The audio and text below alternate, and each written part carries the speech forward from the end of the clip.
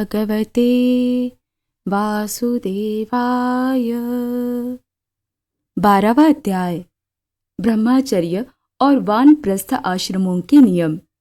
नारद जी कहते हैं, धर्मराज, गुरुकुल में निवास करने वाला ब्रह्मचारी अपनी इंद्रियों को वश में रखकर दास के समान अपने को छोटा माने, गुरुदेव के चरणों में सुदृढ़ अनुराग रखे और उनके हित के कार्य करता रहे।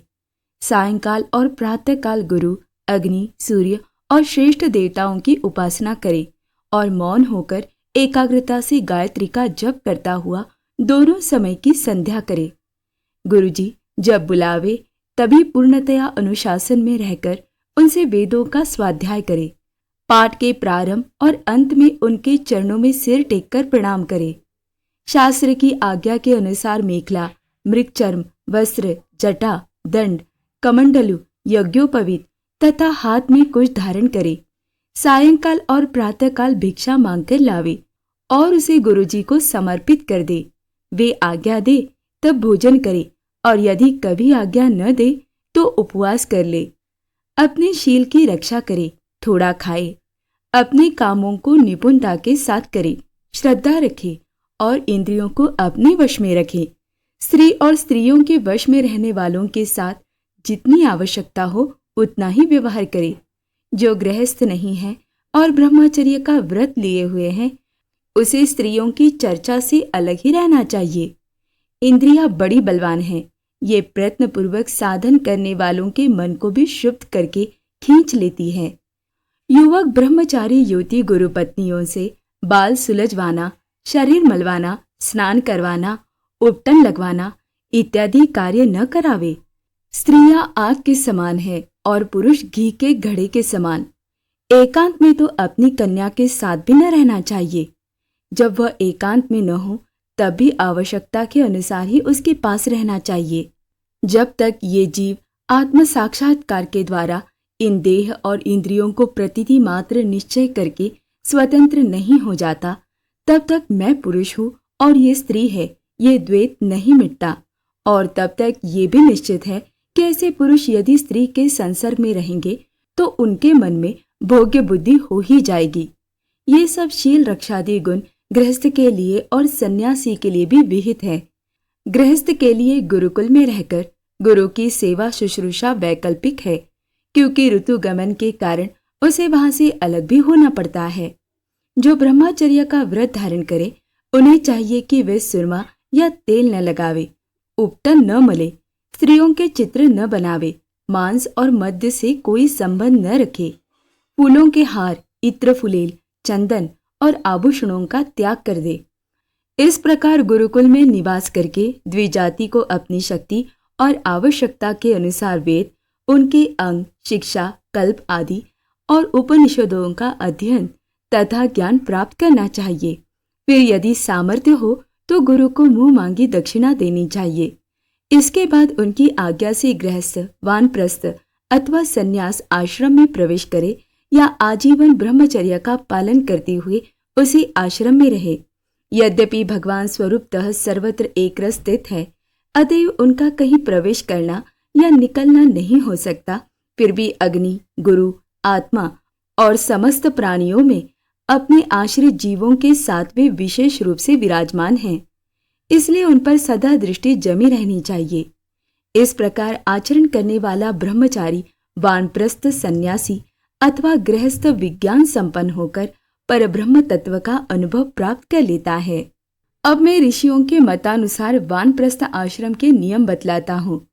इनका आचरण करने से वानप्रस्थ आश्रमी को अनायासी ऋषियों के लोक महलोक की प्राप्ति हो जाती है। वानप्रस्थ आश्रमी को जोती हुई भूमि में उत्पन्न होने वाले चावल, गेहूं आदि अन्न नहीं खाने चाहिए। बिना जोते पैदा हुआ अन्न भी यदि असमय में पका हो तो उसे भी न खाना चाहिए। आग से पकाया हुआ या कच्चा अन्न भी न खाए। केवल सूर्य के ताप से पके हुए कंद, मूल, फल आदि का ही सेवन करे। जंगलों में अपने आप पैदा हुए धान्यों से नित्य नैमित्तिक चरु और पुरोडाश का हवन करे। जब नए नए अन्न, फल, फूल आदि मिलने लगे तब पहले के इकट्ठे किए हुए अन्न का परित्याग कर दे। अग्निहोत्र के अग्नि की रक्षा के लिए ही घर, पर्णकुटी अथवा पहाड़ी की गुफा का आश्रय ले। स्वयं शीत, वायु, अग्नि, वर्षा और घाम का सहन करे। सिर पर जटा धारण करे और केश, रोम, नख एवं दाढ़ी मूंछ न कटवाए तथा मैल को भी शरीर से अलग न करे। कमंडलू, मृगचर्म, दंड, वल्कल वस्त्र और अग्निहोत्र की सामग्रियों को अपने पास रखे। विचारवान पुरुष को चाहिए कि 12, 8, 4, 2 या 1 वर्ष तक वानप्रस्थ आश्रम के नियमों का पालन करे। ध्यान रहे कि कहीं अधिक तपस्या का क्लेश सहन करने से बुद्धि बिगड़ने जाए। वानप्रस्थी पुरुष जब रोग अथवा बुढ़ापे के कारण अपने कर्म पूरे न कर सके और वेदांत विचार करने के भी सामर्थ्य न रहे, तब उसे अनशन आदि व्रत करने चाहिए। अनशन के पूर्व ही वह अपने आवरणीय आदि अग्नियोग की अपनी आत्मा में लीन कर ले। मैंपन और मेरेपन का त्याग करके शरीर को उसके कारणभूत तत्वों में यथा योग्य भली भांति लीन करे। जितेंद्रिय पुरुष अपने शरीर के छिद्राकाशों की आकाश में, प्राणों को वायु में, गर्मी को अग्नि में, रक्त, कफ, पीप और हड्डी आदि टीस्थ वस्तुओं को पृथ्वी में लीन करे। इसी प्रकार वाणी और उसके कर्म भाषण को उसके अधिष्ठातृ देवता अग्नि में, हाथ और उसके द्वारा होने वाले कला कौशल को इंद्र में, चरण और उसकी गति की काल स्वरूप विष्णु में, रति और उपस्थ को प्रजापति में एवं पायु और मलोत्सर्ग को उनके आश्रय के अनुसार मृत्यु में लीन कर दे। श्रोत्र और उसके द्वारा सुने जाने वाले शब्द को दिशाओं में, स्पर्श और त्वचा को वायु में, नेत्र सहित रूप को ज्योति में, मधुर आदि रस के सहित रसेंद्रिय को जल में और युधिष्ठिर घ्राणेन्द्रिय एवं उसके द्वारा सूंघे जाने वाले गंध को पृथ्वी में लीन कर दे। मनोरथों के साथ मन को चंद्रमा में, समझ में आने वाले पदार्थों के सहित बुद्धि को ब्रह्मा में तथा अहंता और ममता रूप क्रिया करने वाले अहंकार को उसके कर्मों के साथ रुद्र में लीन कर दे। इसी प्रकार चेतना सहित चित्त को क्षेत्रज्ञ जीव में और गुणों के कारण विकारी से प्रतीत होने वाले जीव को पर ब्रह्म में लीन कर दे। साथ ही पृथ्वी का जल में, जल का अग्नि में, अग्नि का वायु में, वायु का आकाश में, आकाश का अहंकार में, अहंकार का महतत्व में, महतत्व का अव्यक्त में और अव्यक्त का अविनाशी परमात्मा में लय कर दे।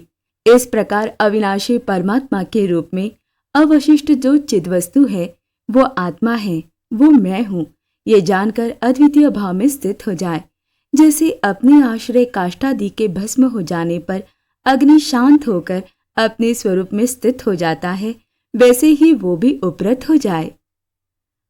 ओम नमो भगवते वासुदेवाय।